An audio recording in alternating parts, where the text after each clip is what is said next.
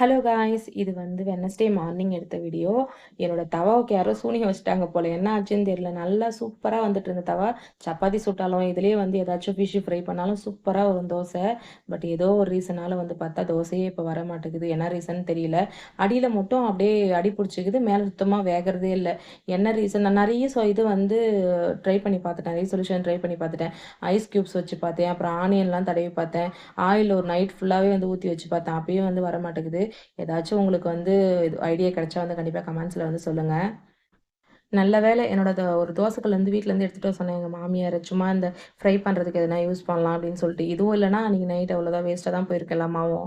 அப்புறம் ஃபைனலாக வந்து இந்த கல் வச்சு தான் வந்து தோசை சுட்டோம். நான் சொல்ல, என்னோட ஹஸ்பண்ட் தான் சுட்டுட்டு இருக்காரு. நான் வந்து பாப்பா அழுதுகிட்டே இருந்தா, அவளுக்கு ஃபீட் பண்ணுறதுக்காக போயிட்டேன். ஆனால் இதுவும் கொஞ்சம் நல்லா தான் இருக்குது. யாராவது சுட்டு கொண்டு வந்து கொடுத்தா நல்லா சாப்பிட்றதுக்கு. ஏன்னா எப்பயுமே நான் தான் செய்வேன், அவங்க எல்லாம் உட்காந்து சாப்பிட்டுட்டு இருப்பாங்க.